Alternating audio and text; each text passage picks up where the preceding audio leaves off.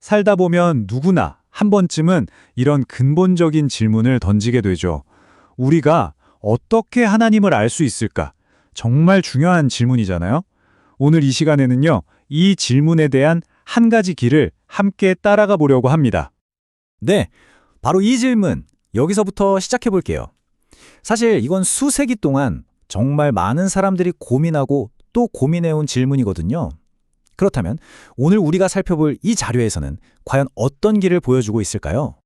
자, 그 첫 번째 길은요, 바로 성경입니다.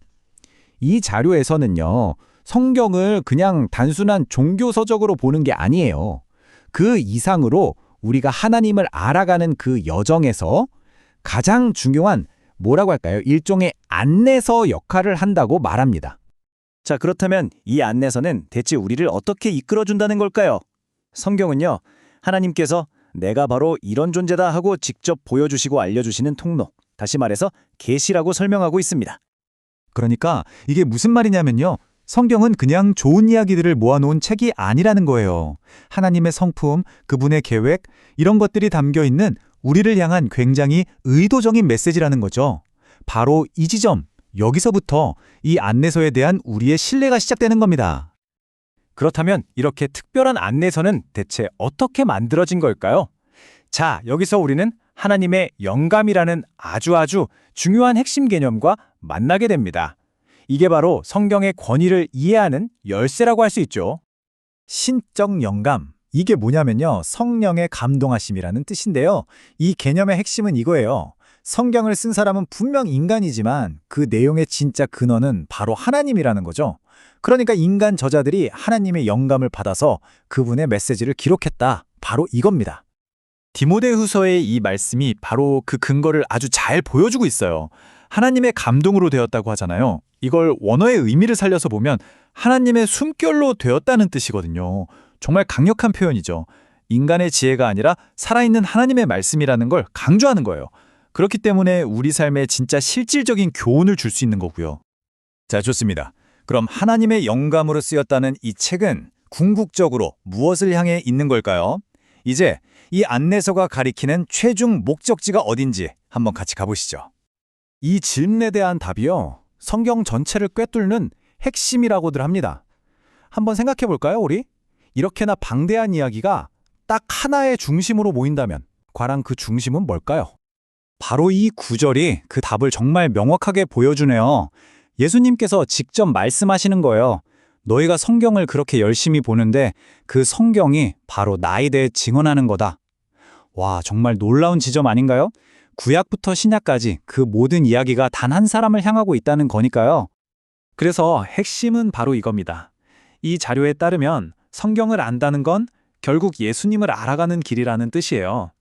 성경은 그분을 만나러 가는 일종의 지도 같은 거죠. 자, 그럼 이제 지식을 넘어서 적용의 단계로 한번 가볼게요.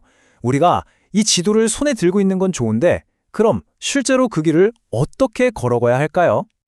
여기 세 가지 실천적인 단계가 나옵니다. 첫 번째는 말씀을 우리 인생의 등불로 삼는 거예요.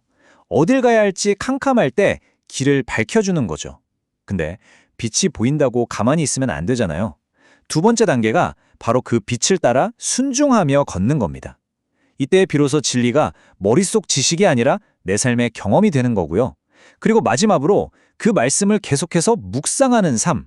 이건 마치 나무가 물을 쭉 빨아들이는 것처럼 우리 영혼에 꾸준히 영양분을 공급해서 우리를 성장시킨다는 의미입니다. 이 부분이 정말 중요한 것 같아요.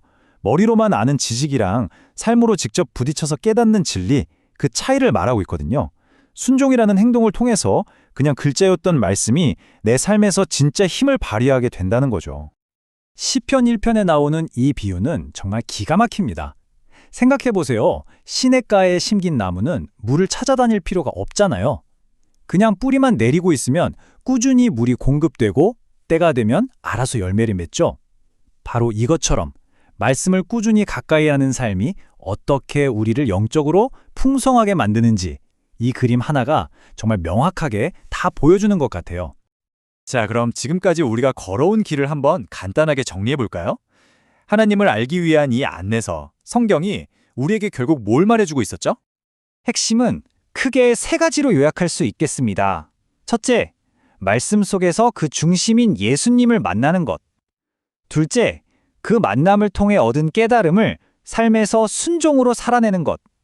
그리고 마지막 셋째, 이 모든 과정이 내 힘으로 하는 게 아니라 성령께서 이끌어 주시는 역동적인 신앙 여정이라는 점입니다. 이 세 가지가 서로 아주 긴밀하게 연결되어 있는 거죠. 결국에 가장 중요한 건 꾸준함인 것 같아요. 매일매일의 삶 속에서 말씀을 통해서 하나님과 대화하고 그분의 뜻을 알아가는 것. 바로 이게 하나님과 깊은 관계를 맺는 비결이라고 할 수 있겠죠. 자, 이제 질문은 여러분 각자에게로 돌아갑니다. 단순히 지식이나 정보를 얻는 걸 넘어서요. 바로 오늘 여러분의 발에 등이 되고 길에 빛이 되어줄 말씀은 과연 무엇일까요? 이 질문을 한번 마음에 품고 여러분 각자의 여정을 시작해 보시면 어떨까요?